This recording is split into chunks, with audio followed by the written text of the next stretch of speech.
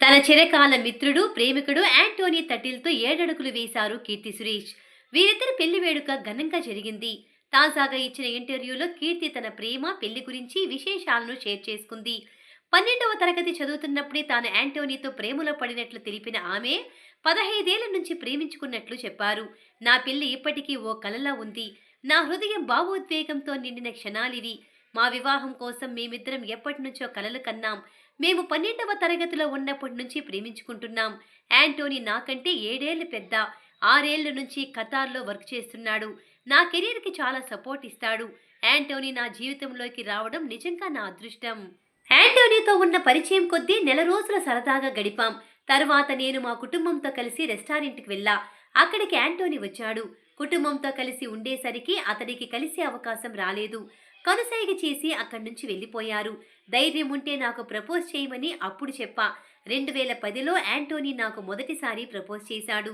2016 నుంచి మా బంధం మరింత బలపడింది. నాకు ప్రామిస్ రింగ్‌ని బహుమతిగా ఇచ్చాడు. మేము పెళ్లి చేసుకునే వరకు దాన్ని నేను తీయలేదు. నా సినిమాల్లో కూడా మీరు ఆ రింగును గమనించవచ్చు. అయితే పెళ్లి ఫిక్స్ అయ్యే వరకు మా ప్రేమను ప్రైవేట్‌గానే ఉంచాలని నిర్ణయించుకున్నాం. నేను యాంటోనీతో ప్రేమలో ఉన్నట్లు నా సన్నిహితులకు, ఇండస్ట్రీలో కొందరికి మాత్రమే తెలుసు. సమంత, విజయ్, అట్లీ, ప్రియా, ప్రియదర్శన్, ఐశ్వర్య లక్ష్మి ఇలా కొద్దిమందికి మాత్రమే మా ప్రేమ విషయం తెలుసు. మేమిద్దరం మా వ్యక్తిగత విషయాలను గోప్యంగా ఉంచడానికి ఇష్టపడతాం. యాంటోనీకి చాలా సిగ్గెక్కువ. మీడియా ముందు కూడా అందుకే కలిసి కనిపించలేదు.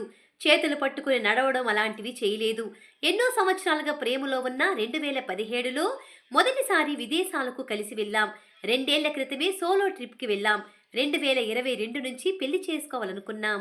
2024 డిసెంబర్‌లో వివాహ బంధంతో ఒక్కటయ్యాం. నేను పెళ్లైన దగ్గర నుంచి పసుపు తాడుతోనే సినిమా ప్రచారాల్లో పాల్గొంటున్నా. ఇది చాలా పవిత్రమైనది, శక్తివంతమైనది.